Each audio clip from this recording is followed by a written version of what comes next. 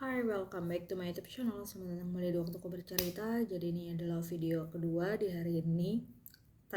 Kalau kalian udah nonton video pertama yang tentang asfiksia autoerotik, ya ini adalah video kedua di mana gue pengen bahas tentang pemerintahan. Agak rancu memang ya. Yang pertama, apakah gue menyukai pemerintah? Oh jelas, tidak. Karena dari proses pemilihannya aja, kayaknya itu udah pernah gue bahas di video-video sebelumnya. Tonton sendiri aja, cek. Dimana ketika pemilu pada saat itu gue tidak suka dengan cara pemerintah yang berkuasa saat itu, dimana dia mengendorse salah satu paslon, yang dimana salah satu paslon ini wakil ya adalah anaknya sendiri, dan cara dia mengotak-atik Mahkamah Konstitusi, belum lagi upaya, walaupun gak lolos, upaya dia untuk kembali lagi mengotak-atik Mahkamah Agung untuk meloloskan anaknya yang bungsu. Tentu saja dengan kekacauan itu saya tidak menyukai pemerintah, tapi saya tetap karena saya tetap bayar pajak, dan pajak saya juga cukup lumayan ya angkanya gitu. Jadi menurut saya berhak untuk berkomentar, untuk mengkritik atau mengeluarkan pendapat saya sebagai sebagai masyarakat yang karena negara demokrasi. Jadi kayaknya aspirasi masyarakat tuh harusnya didengar, walaupun belum tentu dijalankan, tapi setidaknya didengar. Dan ini adalah satu aspirasi yang bisa saya buat.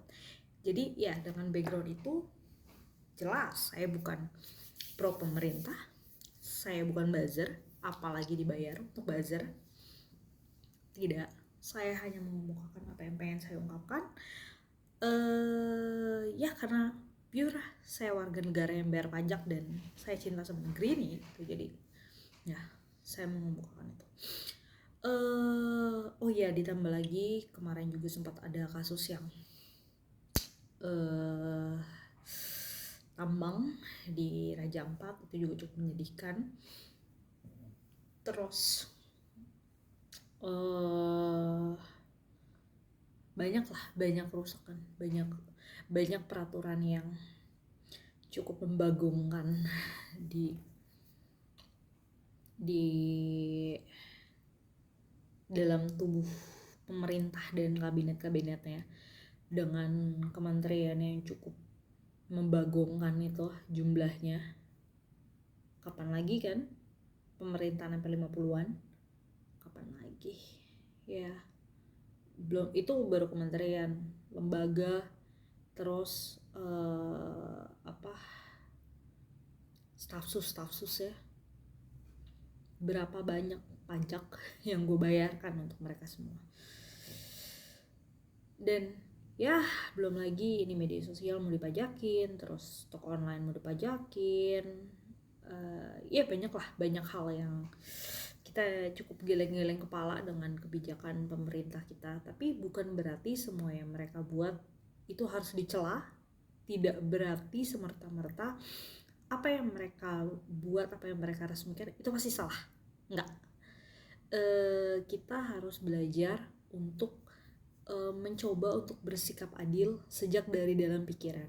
Jadi sebagai rakyat kita harus bersikap adil. Kalau memang salah kita kritik, tapi kalau memang itu benar ya kita harus apresiasi. Kalau misalkan benar tapi kurang tepat pelaksanaannya, perlu kita kritisi, perlu kita ajukan untuk perbaikan. Karena seperti yang kita tahu, BPJS itu kan baik ya untuk masyarakat. Tapi apakah ketika itu diterbitkan, apakah itu langsung bagus? Apakah itu langsung jalan bagus? Kan enggak, kan berantakan dulu. Apakah sampai sekarang BPJS itu bagus? Kan enggak. Kita lihat di beberapa rumah sakit antreannya membludak. Kita bisa lihat di beberapa rumah sakit perawatan tenaga kerja tidak dibayar sesuai oleh BPJS. Kita bisa lihat bahwa tagihan rumah sakit ke BPJS itu cukup lama pembayarannya, membuat rumah sakit jadi malas untuk menerima pasien BPJS dan hal-hal semacam itulah. Kita tahu BPJS masih banyak kendalanya, tapi kalau ditanya apakah itu baik, apakah program BPJS itu baik untuk masyarakat, kita harus sepakat jawab iya. Karena BPJS yang buruk mungkin memang terjadi hampir di seluruh negeri, tapi tidak semua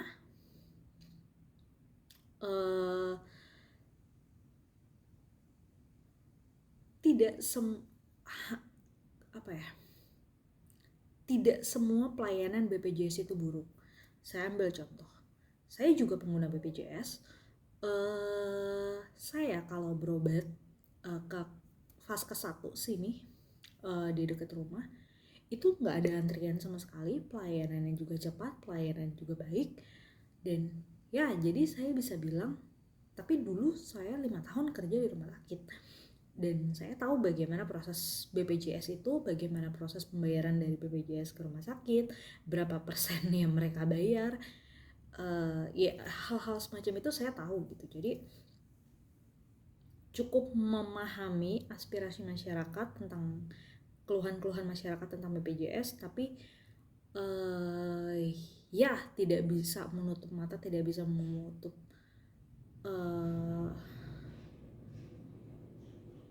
bukan fakta ya, tidak bisa menutup mata, tidak bisa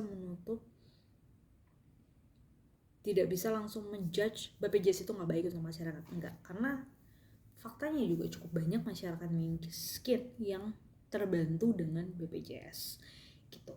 Walaupun mereka harus ngantri lama, walaupun mereka harus desek-desekan, walaupun mereka harus nunggu dari pagi, tapi mereka cukup terbantu ketimbang mereka harus bayar mahal untuk yang perawatan biasa gitu. Oke, kembali ke topik yang mau dibahas. BPJS itu tadi hanya contoh. Nah, salah satu contoh lainnya adalah peraturan yang baru saja dikeluarkan oleh Kementerian Kependudukan dan Kementerian Pendidikan dan apa sih? Gue tuh baru baca. Gue tuh emang gak gampang mengingat ya orangnya. Jadi gue baru baca terus gue lupa. Kementerian Pendidikan dan Pengevaluasian Keluarga. Apa sih kementerian apa sih dia? Ya pokoknya itulah, nanti gue cantumin di deskripsi. Pokoknya apa yang gue lupa nanti gue cantumin di deskripsi. Ya itulah, kementerian itu baru membuatkan sebuah peraturan di mana pagi-pagi itu ayah diwajibkan apa dihimbau ya? Diwajibkan kayaknya deh untuk mengantar anak sekolah. Ada yang setuju, ada yang kontra, dan setiap ada yang kontra dengan keputusan ini selalu argumennya adalah pemerintah tuh nggak becus untuk membuat peraturan, masih banyak hal yang diurusin, kenapa malah hal-hal kayak gini diurusin gitu. Maksudnya kan kita masih banyak nih masalah-masalah di Indonesia, ada judul, ada pinjol, ada narkoba, ada korupsi, ada lain-lain. Kenapa harus masalah ayah nganter anak sekolah yang lo sahkan, kenapa malah itu? Jadi gini, kementerian dan lembaga itu kan banyak dan semuanya itu ada tugasnya masing-masing. Seperti yang tadi gue mention, memang kementerian dan lembaga itu kan lagi banyak banget gitu, untuk perizinannya juga pasti susah banget. Dan ya, tapi di luar daripada yang kementerian banyak banget itu, masing-masing kementerian dan lembaga itu memang punya fungsinya masing-masing. Termasuk yang si Kementerian Kependudukan ini, pemberdayaan dan pendudukan sipil, apa sih? Lupa gue nama kementeriannya. Nah itu dia juga punya kerjaan. Nah kerjaannya dia untuk memastikan, ini yang gue tangkap ya, untuk memastikan kalau anak-anak di Indonesia itu tidak fatherless. Kan kita gini nih, menurut gue lupa siapa yang ituin survei ya, pokoknya ada survei yang menyatakan bahwa Indonesia itu negara dengan tingkat fatherless terbesar. Fatherless itu ketiadaan peran ayah dalam pendidikan atau dalam kehidupan si anak, itu namanya fatherless.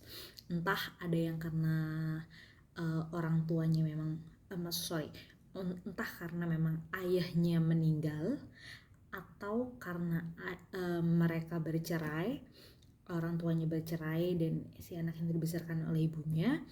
Entah itu karena memang si anak ini lahir di luar pernikahan sehingga ayahnya tidak mau bertanggung jawab dan ibunya harus membesarkan sendiri.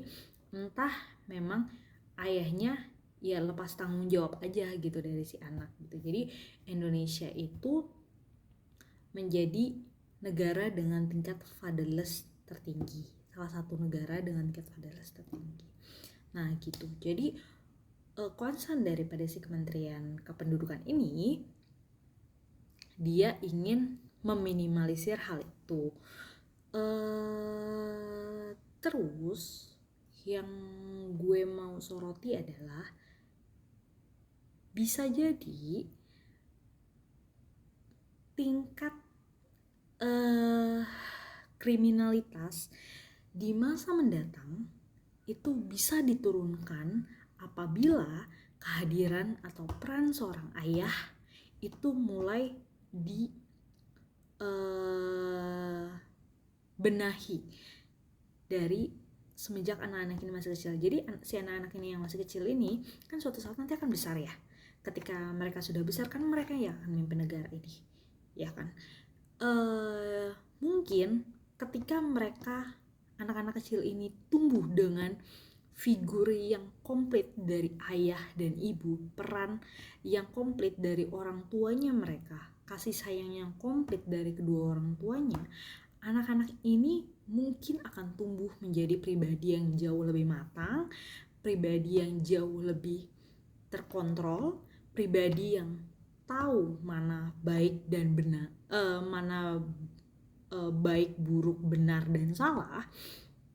Dan anak-anak ini tumbuh menjadi anak-anak yang kuat dan berani ambil resiko dan segala macam. Jadi gini,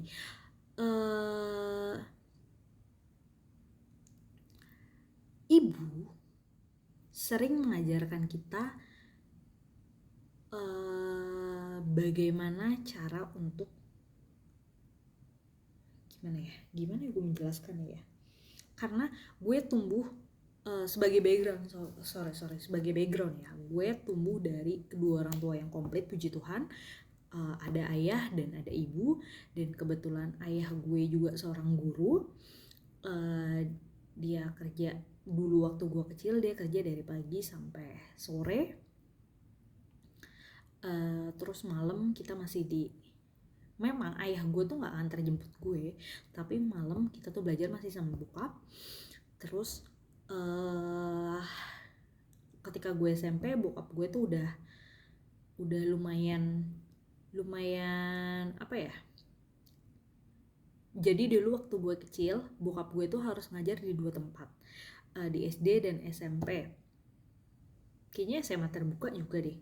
Terus makin gue bertambah usia itu bokap gue kayaknya juga mulai capek. Jadi SMA terbuka tuh kayaknya dia udah dihilangin. Jadi tinggal 2, SD sama SMP. SD itu dia wajib, SMP itu kayaknya cuma beberapa bahasa Inggris atau apa gitu. Jadi cuma 1 mata pelajaran doang. Nah terus udah ketika gue SMP, yang gue inget tuh bokap gue cuma ngajar di 1 tempat, cuma di SD doang. Karena bokap gue kan PNS, jadi sampingannya dia udah lepas semua, dia cuma ngajar di SD doang. Nah dia bisa pulang siang, ketika dia pulang kerja itu dia jemput gue, dan selalu dijemput gue. Ketika teman-teman gue pada naik angkot, ketika teman-teman gue pada itu, gue dengan senang hati untuk lari dari pintu gerbang sampai nyamperin bokap gue, papa, dijemput, karena dijemput kan memang. Dan itu perasaan itu masih melekat sampai hari ini gitu. Dan selain itu banyak hal yang gue pelajarin dari bokap gue, tentu dari nyokap juga. Dari nyokap gue sebagai cewek belajar untuk nyapu, ngepel, apa segala macam, pokoknya survival skill itu gue belajar dari nyokap gue. Terus cara mengelola keuangan itu gue belajar dari nyokap gue. Terus kesabaran gue belajar dari nyokap gue, walaupun gue juga aslinya nggak sabar-sabar amat ya. Kesabaran, terus cinta, pokoknya kayak gue bisa empathy, gue bisa punya simpati dan empati sama orang, itu kemungkinan dari nyokap gue belajar. Apalagi kayak nyokap gue tuh dulu, kita kan bukan orang kaya ya, tapi kalau ada saatnya kita kolekte atau ada orang yang misalkan di pinggir jalan pengemis atau apa segala macam, nyokap gue tuh ngasih gitu. Dan gue tuh tahu nyokap gue ngasih dari ketiadaannya dia gitu, bukan karena dia berlebih terus ngasih, tapi dari ketiadaannya dia tuh masih mau ngasih gitu. Sampai jadi akhirnya itu membentuk gue, bukan gue aja, kita itu jadi mungkin lebih punya empati gitu ya sama orang. Nah itu dari nyokap. Tapi dari bokap, gue itu belajar gimana. Dulu pernah ada suatu kisah ya, gue tuh bohong. Jadi gue di rumah, gue kayaknya udah pernah juga cerita di itu. Jadi gue di rumah itu kita punya dua gunting, satu buat di dapur, satu buat nyokap gue jahit. Kita nggak boleh pakai gunting jahit ini untuk hal-hal yang berbau dapur, kayak misalkan buat motong bumbu apa segala macam tuh nggak boleh pakai gunting jahit, karena nanti guntingnya akan tumpul kan. Suatu saat gue pernah gue lagi bikin mie, gunting dapur tuh nggak tahu siapa yang naro, nggak ada. Nah terus gue pakai gunting jahit, nggak gue lap, gue nggak bilang, gue taruh lagi di tempat jahit. Terus udah malam, nyokap gue marah, ini siapa yang pakai gunting jahit? Nggak berani ngaku dong. Bokap gue juga karena ini nggak ada yang mau ngaku, nyokap gue tapi masih tetap ngomel-ngomel, tapi ini nggak ada yang mau ngaku anak-anaknya. Akhirnya kita bertiga dikumpulin, bokap gue kayak ngasih gelas kayak udah minum, nanti siapa yang bohong akan ketahuan. Gue karena gue memang sudah takut, jadi gue tetap minum dengan ya udah, karena ya udah gue takut, tapi gue tahu kayaknya nggak akan ketahuan deh cuma gara-gara minum air ini. Tapi bokap gue akhirnya tahu kalau itu gue, dan dari situ bokap gue marah. Kenapa? Karena gue bohong. Ya gue bohong karena gue takut ya.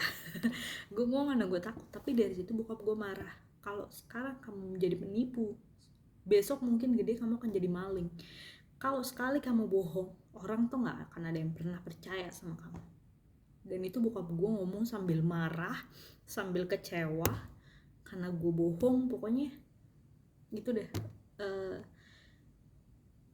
Bokap gue kan rada timur ya, jadi kalau ngomong itu keras, galak, mungkin kayak kebun binatang gitu juga diomongin gitu kalau lagi marah ya, kayak gitu. Nah tapi poin yang bisa gue dapat dari situ, ya emang seumur hidup gue tuh dan kejadian itu membekas banget di core memory gue. Dan gue tuh jadi kalau mau bohong kayak enggak deh, gue selalu ingat kejadian itu. Kalau gue bohong sekarang, mungkin emang gue akan selamat sekarang, tapi di suatu hari nanti gue akan mungkin ketahuan, dan itu malah bikin karir gue hancur. Either orang jadi nggak percaya lagi sama gue, nggak mau pakai gue lagi. Jadi kayak, apalagi gue bidang ekonomi kan, lu sekali aja lo bercela dengan uang, itu orang udah nggak mau pakai lo lagi, udah nggak percaya lo lagi gitu. Jadi karir gue udah hancur aja gitu. Nah tapi poinnya adalah pendidikan dari bokap gue itu yang ngajarin gue untuk selalu jujur. Dan selain itu juga bokap gue juga ngajarin gue untuk sederhana. Bokap gue ngajarin nilai untuk selalu kerja keras. Walaupun bokap gue nggak pernah ngomong kamu tuh harus kerja keras, kamu tuh harus ini, enggak, bokap gue nggak pernah ngomong. Bokap gue mungkin ngomongnya gini, saya yang sudah kerja keras aja, karena kita melihat contoh kan, bokap gue tuh waktu gue kecil kerja di 3 tempat, guru ngajar di 3 tempat supaya kita tuh bisa makan. Saya yang sudah kerja keras gini aja, hidup kita masih susah, dan kita memang ngerasain waktu itu susah banget. Apalagi kalau kalian yang nanti gak kerja keras, kalian mau jadi apa? Gitu. Jadi dia memberikan contoh ke kita, dan bener-bener kata-katanya dia itu menampar kita gitu. Ya, terus hal bagus yang gue dapet dari bokap, yaitu nggak sombong. Bokap gue mungkin dulu dihina tuh kayak udah nggak kehitung deh berapa kali, karena ya gimana ya, emang karena miskin aja, jadi emang kita mungkin orang nggak merasa menghina kali ya, tapi karena kita mungkin miskin jadi kita sensi, atau ya memang kayak dana seperti itu ya, atau gimana, pokoknya dulu tuh susah banget. Dan kesederhanaan bokap gue ke yang yuk kuat, itu semua dari bokap gue gitu. Jadi buat gue peran seorang ayah dan ibu itu penting banget dalam kehidupan seorang anak, dalam tumbuh kembang seorang anak gitu. Apalagi kalau misalkan ngomel. Kalau ibu kan, kita ngeliat ibu ngomel tuh kayaknya udah biasa ya, kayaknya emang kehidupan sehari-harinya dia tuh kalau nggak ngomel nggak hidup gitu, kita ngeliatnya gitu kan, karena saking seringnya dia ngomel. Tapi kalau udah ayah yang ngomel tuh kayaknya kita kayak langsung getar gitu, kayak nggak berani gitu, dia ngomong tinggi aja kita udah langsung ciut gitu nyalinya gitu. Dan buat gue yang gue pikir berdasarkan dari pengalaman, dan mungkin memang di situ letak perbedaan ayah dan ibu. Ayah nggak banyak ngomong, tapi sekali ngomong kita hormat gitu. Dan ya, menurut gue peran ayah dan ibu penting, dan kebijakan daripada si Kementerian Kependudukan ini itu cukup baik. Nah, terus pertanyaan selanjutnya adalah gimana sama orang-orang yang nggak punya ayah? Lo sedih nggak sih untuk ngebayangin gimana teman-teman lo semuanya yang lain diantar sama ayah, tapi lo sendiri yang enggak? Kemarin gue ngomong sama teman gue yang kebetulan dia juga fatherless, karena memang keadaan ayahnya tidak menafkahi, kayak ayahnya itu memang pergi aja gitu. Dan menurut dia juga kebijakan ini tuh bagus, kebijakan untuk ayah nganter anak tiap pagi itu bagus. Dan untuk anak-anak yang mungkin ayahnya nggak ada atau peran ayahnya tidak ada, si anak itu mungkin memang pasti sakit, tapi si anak itu juga akan belajar kalau ya dunia memang begitu, memang menyakitkan. Dan anak itu juga mentalnya akan terbentuk dari situ gitu.